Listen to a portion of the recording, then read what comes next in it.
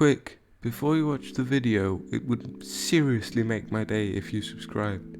It's free and it helps out a ton, and you can always unsubscribe later. If you're having trouble with a bolt, for example pedals, you can use a long metal tube, and since dropper posts have become a must-have, you can use an old seat post for leverage. So you spent all your money on a new GoPro, only to find out that the audio sucks.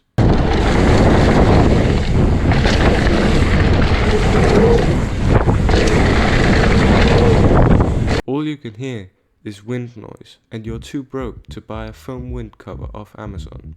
But don't fret, I have the solution. You see, it's a common fact that washing machines swallow socks, and that holes can appear in socks. As it turns out, you can use a sock as a wind cover. To do this, cut a hole for the lens and for the mounting thingies. Now you have a lot of excess sock, so to boost the performance, I wrap mine around the microphone hole and hold it there with a rubber band. Send it! Send it!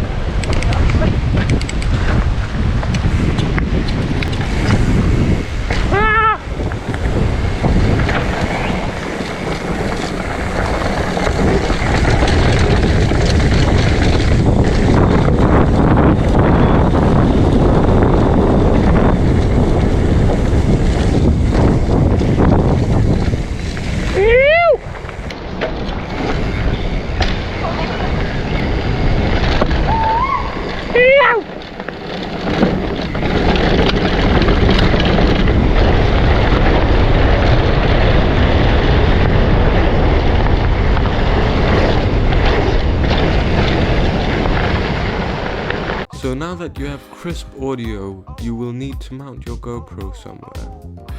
Now the head works as a natural gimbal, so if you don't have a motorized one, you can use your head.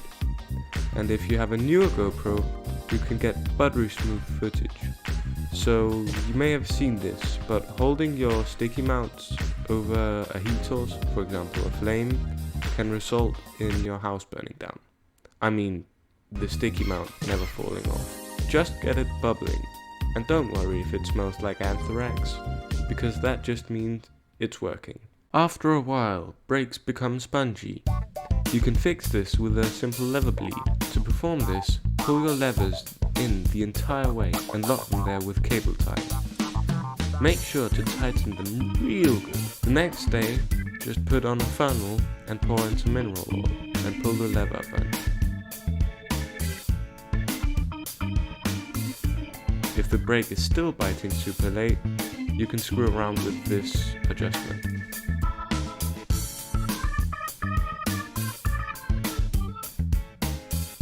Squeaky brakes? The solution lies in rubbing alcohol and sandpaper. Start by removing your wheel and brake pads. Wipe down the rotors with some rubbing alcohol and the same with the brake pads. Use the sandpaper to sand down the brake pads just a bit. Now you just have to install it and bed in the brakes. Most hoses come with different spraying options. The wide cone-shaped one is the best. If you don't have one of these, use your thumb. When you're spraying on bearings, like the bottom bracket or linkage on a full sus, make sure to spray perpendicular to them to minimize the amount of muck you'll inevitably inject. A rusty cassette is an absolute no-go. It can cause unnecessary wear to your chain and drivetrain. If you run tubeless tires, chances are that you have an air compressor. This can be used to dry off your cassette.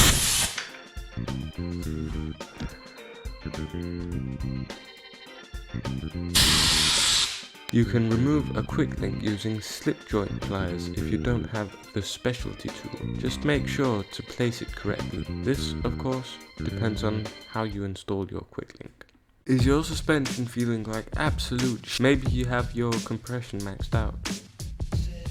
You can also make your suspension a lot more plush by using fork lubricant. Despite the name, you can use it on all stanchions. The fork, the shock, and the dropper. Just apply it, some are in spray cans, some aren't, and cycle the suspension or dropper a couple of times, like 10 or 15. The first time you do it, or if you don't do it in a long time, the lubricant will bring up some muck. In any case, when you're done, wipe off the excess with a clean and soft rag. You can also turn your bike upside down for the night to let the oil at the bottom of the lower seep into the foam rings at the top. This will also make your suspension plusher. If you found any of these hacks useful, or at the very least entertaining, it would help the channel massively if you shared the video. And if not, comment how big a loser I am for copying Seth's bike hacks, because no one else than him can do a bike hacks video.